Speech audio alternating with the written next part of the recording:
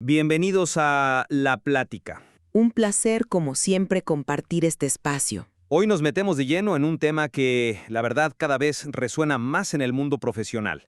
Las implicaciones del trastorno por déficit de atención e hiperactividad, el TDAH.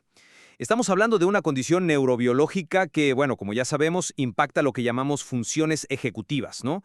Esas habilidades clave para, pues, planificar, organizar, empezar tareas, manejar el tiempo, regular impulsos, todo eso. Y claro, esta condición presenta desafíos importantes, pero también fortalezas muy particulares en el trabajo. Nuestro análisis, como siempre, se basa en material reciente que explora justamente esta neurodiversidad en el entorno laboral. Exacto. Y la conversación nos lleva a una pregunta que yo creo que es central, casi una encrucijada estratégica para cualquier líder de equipo o gestor. Al tratar con empleados con TDAH, ¿dónde deberíamos poner el foco principal? Nos centramos en implementar estrategias robustas para mitigar esas dificultades funcionales del día a día. Ya sabes, los problemas de organización, la gestión de plazos, todo eso. O nos vamos por el otro lado. Enfocamos los esfuerzos en adaptar el entorno, las tareas, incluso las expectativas para capitalizar activamente sus fortalezas más distintivas. Me refiero a esa creatividad que a menudo es, fuera de serie, ¿no? O esa capacidad de hiperenfocarse tan intensamente en algo que les apasiona, o su rendimiento bajo presión que a veces es notable. Yo desde mi punto de vista voy a argumentar que el foco estratégico primordial debe ser justamente ese, maximizar y aprovechar esas fortalezas únicas. El error de base, creo yo, es intentar normalizar el TDAH en vez de potenciar lo que lo hace diferente. Interesante. Por mi parte voy a sostener una visión que, si bien es complementaria, pone el énfasis en otro sitio. A ver, las fortalezas son innegables, son valiosas, totalmente de acuerdo. Pero la prioridad para mí debe ser establecer e implementar de forma consistente estrategias efectivas para mitigar las dificultades funcionales. Yo considero que esta mitigación es la base necesaria, ¿sabes? El andamiaje, digamos, indispensable para que cualquier fortaleza pueda realmente manifestarse de forma fiable, sostenible y para que el empleado se integre bien en la dinámica del equipo. Ignorar los desafíos del día a día es, en mi opinión, preparar el terreno para el fracaso, tanto del empleado como del equipo. Muy bien, pues entremos en materia. Como decía, mi perspectiva arranca de no ver el TDAH principalmente como un montón de déficits que hay que corregir. Creo firmemente que el valor diferencial que pueden aportar los empleados con esta neurodivergencia, viene directamente de sus capacidades singulares, esas que a menudo se salen de la norma. Entonces, la estrategia de gestión más inteligente, y creo que la más rentable a largo plazo, es diseñar activamente un entorno donde estas capacidades no solo se permitan, sino que se fomenten, que florezcan. El material que revisamos es bastante claro en esto, ¿eh? Destaca, por ejemplo, el famoso hiperfoco, esa habilidad casi legendaria para sumergirse de manera súper intensa y productiva en tareas que les atrapan. Y esto puede generar resultados de una calidad excepcional en tiempos sorprendentemente cortos. ¿Cuántas veces hemos visto esa explosión de productividad justo antes de la fecha límite? Ajá, sí, el clásico. Exacto. Luego está la creatividad y pensamiento lateral, esa facilidad para conectar ideas que parecen no tener nada que ver para encontrar soluciones que a otros ni se les pasan por la cabeza. Eso es oro puro para la innovación, para resolver problemas complejos. Y tampoco podemos subestimar la respuesta a crisis. Mientras muchos se quedan paralizados, algunas personas con TDAH parece que se activan, piensan con claridad y actúan con decisión justo cuando la presión es máxima. Y claro, está la energía y dinamismo, esa capacidad para inyectar entusiasmo, empuje a un proyecto, a un equipo, sobre todo cuando están realmente enganchados con lo que hacen. Mi postura entonces no es forzar a la persona a encajar en el molde estándar de empleado eficiente de 9 a 5. Es adaptar roles, asignar tareas específicas, ajustar las expectativas para apalancar deliberadamente estas fortalezas. Priorizar el impacto real, los resultados tangibles, sobre la adherencia ciega a procesos rígidos o a convenciones horarias. Eso me parece crucial. Como dice el texto, el objetivo no es arreglar al trabajador para que sea como los demás, sino liberar su potencial único. Creo que no podemos ni debemos pasar por alto o minimizar las dificultades funcionales inherentes al TDAH, esas que impactan de forma muy concreta y a veces muy disruptiva el desempeño cotidiano y la colaboración en equipo. La mitigación activa, consciente, sistemática de estos desafíos es, desde mi perspectiva, absolutamente esencial. Es la condición sine qua non, ¿sabes?, para garantizar la consistencia, la fiabilidad y, al final, la integración efectiva y respetuosa del empleado en la estructura del equipo y de la organización. El mismo material que mencionas detalla estos retos prácticos con bastante crudeza. La dificultad persistente en la gestión del tiempo y plazos, que no es solo dejar las cosas para el final, sino, a menudo, una dificultad real para estimar cuánto va a llevar una tarea, y eso lleva a incumplimientos o a calidad comprometida por la prisa. Los problemas de organización y priorización, que van más allá de un escritorio desordenado. Pueden ser sistemas de archivo digitales caóticos que hacen perder información valiosa o una parálisis real al intentar decidir qué tarea hacer primero entre muchas. La alta distraibilidad, que en oficinas abiertas o con las constantes notificaciones digitales puede pulverizar la concentración necesaria hasta para tareas sencillas. La procrastinación crónica, sobre todo frente a tareas que se perciben como tediosas o administrativas, que son necesarias pero que pueden atascar flujos de trabajo enteros. La impulsividad, que no solo se ve en interrupciones, sino a veces en decisiones apresuradas sin pensar en todas las variables. Y no olvidemos una memoria de trabajo débil, esa dificultad para retener instrucciones verbales complejas o seguir el hilo en reuniones largas, lo que requiere mecanismos de apoyo constantes. Por todo esto, mi postura es que las estrategias de apoyo externo, y hablamos de cosas muy concretas, gestión deliberada del entorno físico, como auriculares con cancelación de ruido, espacios tranquilos, y digital, como gestionar notificaciones, usar bloqueadores de sitios, técnicas como el método Pomodoro, trabajar en bloques enfocados con descansos, la división minuciosa de tareas grandes en pasos pequeños y manejables, no hacer informe, sino abrir Excel, crear pestaña X, buscar dato Y, el uso intensivo de herramientas de organización visual, agendas digitales, recordatorios múltiples. Todo esto no son meros accesorios o algo bonito de tener. Son la base estructural necesaria para un desempeño sostenible y predecible. Solo construyendo y manteniendo activamente este andamiaje de apoyo, las fortalezas pueden manifestarse de manera productiva y consistente, y no solo como destellos esporádicos cuando los planetas se alinean. El material es tajante en esto. El manejo exitoso depende de crear sistemas externos para apoyar las funciones ejecutivas. Esos sistemas son la red de seguridad operativa. Comprendo la necesidad de una funcionalidad básica, nadie lo niega.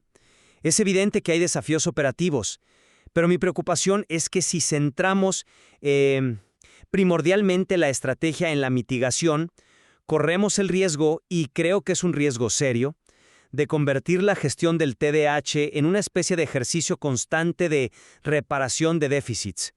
Una perspectiva que sinceramente puede ser bastante desmoralizante para el empleado y miope para la organización.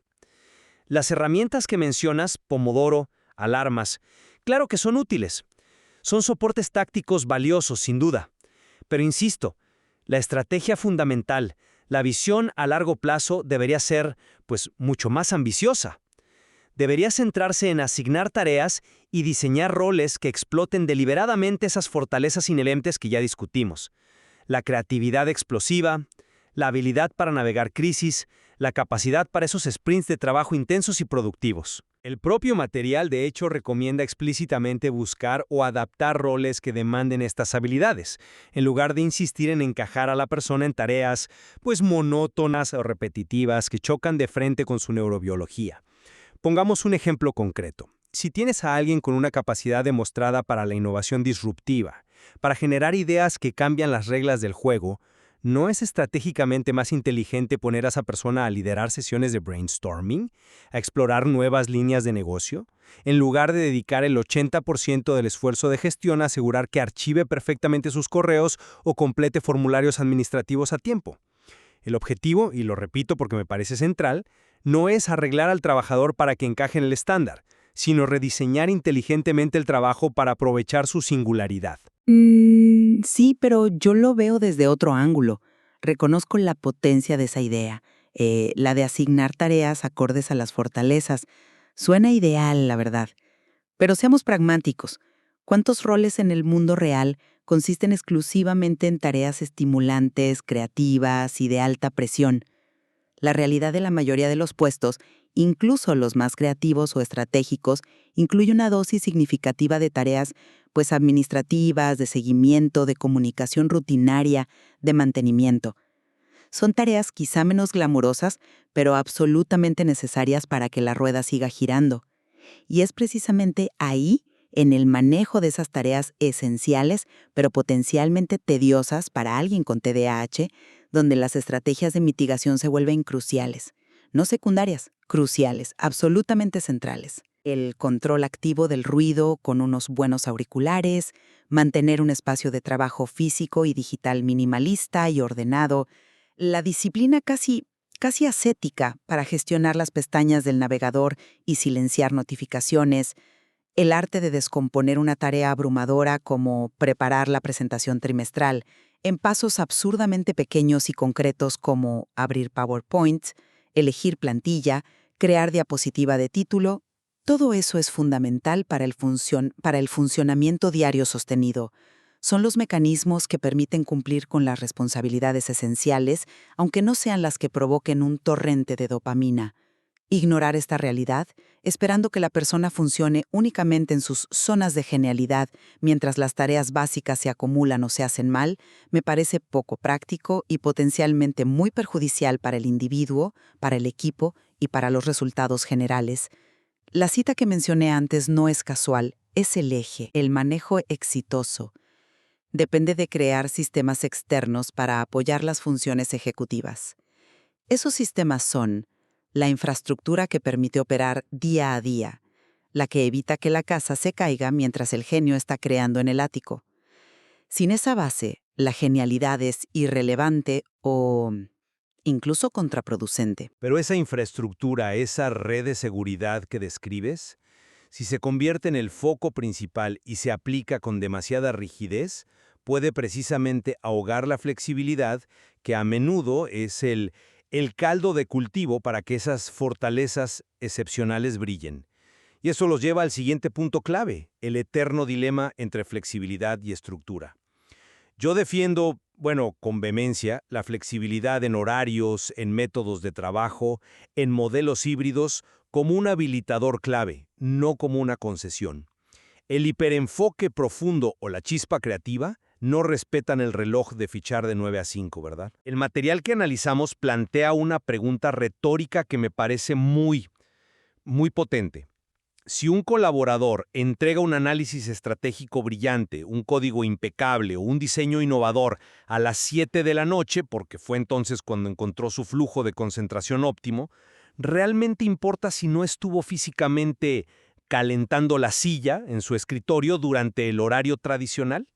¿No deberíamos enfocarnos radicalmente en los resultados, en el valor aportado, en el impacto medible, en lugar de obsesionarnos con la conformidad a un proceso o a un horario estándar que, para esta neurodivergencia específica, puede ser profundamente contraproducente? La flexibilidad bien gestionada no es caos, es la inteligencia de permitir que se capturen esos momentos de máxima productividad e inspiración, que es donde reside, en gran medida, el valor único y diferencial que buscamos. Es un argumento convincente, claro, el del foco en resultados. Pero ¿has considerado seriamente el impacto que esa flexibilidad radical, si no está bien acotada, puede tener en el resto del equipo? Y en la predictibilidad mínima necesaria para cualquier tipo de colaboración efectiva. Reconozco el valor de la flexibilidad, por supuesto, no soy partidaria de la rigidez por la rigidez, pero una falta total de estructura o la imprevisibilidad constante que puede derivarse de una gestión del tiempo muy errática, incluso si al final se entrega algo bueno, puede generar fricciones serias, problemas de coordinación, retrasos en cadena y una erosión de la confianza dentro de un equipo. Pensemos en un proyecto con interdependencias. ¿Cómo planifica el resto del equipo si un miembro clave, que necesita entregar una pieza fundamental, lo hace sistemáticamente horas o incluso días después de lo acordado? Aunque el resultado final, cuando llegue, sea de calidad. Bueno, ahí hay que hablar de comunicación. Exacto, pero las llamadas adaptaciones razonables que menciona el material, como establecer mini plazos intermedios para tareas largas o realizar check-ins breves y frecuentes, buscan precisamente encontrar ese delicado equilibrio. No son necesariamente para coartar, sino para introducir una estructura mínima de seguimiento y visibilidad, reconociendo implícitamente los desafíos inherentes en la autogestión del tiempo, sin imponer una rigidez asfixiante. Otro ejemplo práctico del material: la recomendación de reforzar siempre la comunicación verbal con un resumen claro y conciso por escrito. Enviar un email después de una reunión con los puntos clave y los próximos pasos. Eso no es burocracia innecesaria, es una estructura de apoyo fundamental para compensar las posibles debilidades de la memoria de trabajo y asegurar la alineación. Se necesita encontrar un balance sensato entre la flexibilidad, que potencia al individuo, y las necesidades operativas y de coordinación del colectivo.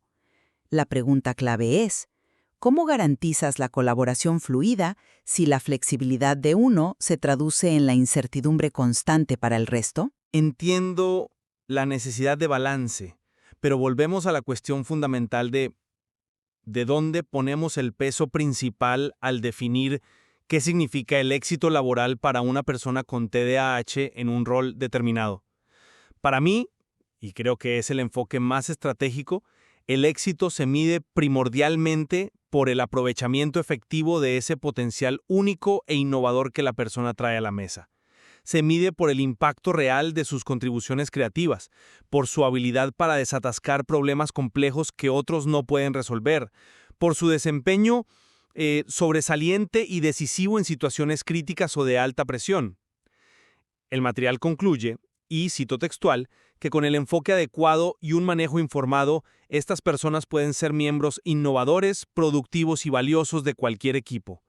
Ese es el estándar de éxito que deberíamos perseguir activamente, el valor diferencial que aportan gracias a su neurotipo particular, no a pesar de él. La consistencia en tareas menores, puede ser secundaria si el impacto en las áreas clave es extraordinario. Disculpa, pero simplemente no me convence esa definición tan sesgada de éxito. Yo lo veo de una manera mucho más integral y, francamente, más realista para el funcionamiento de una organización. Para mí, el éxito laboral, para cualquier empleado, incluyendo aquellos con TDAH, reside en su capacidad para funcionar de manera consistente y fiable en todas las facetas relevantes requeridas por su rol. No únicamente en aquellas áreas que le resultan más estimulantes o en las que puede brillar esporádicamente. El éxito implica, necesariamente, la habilidad para minimizar activamente el impacto negativo de los desafíos inherentes, la procrastinación crónica en tareas clave aunque sean aburridas, los olvidos frecuentes de compromisos o detalles importantes, la desorganización que afecta directamente el trabajo de otros, en el flujo de trabajo general y en la dinámica colaborativa del equipo. Las estrategias de mitigación, esos sistemas de apoyo externo que hemos discutido, son absolutamente esenciales para lograr esta consistencia y fiabilidad. El propio material que hemos estado citando lanza una advertencia muy clara.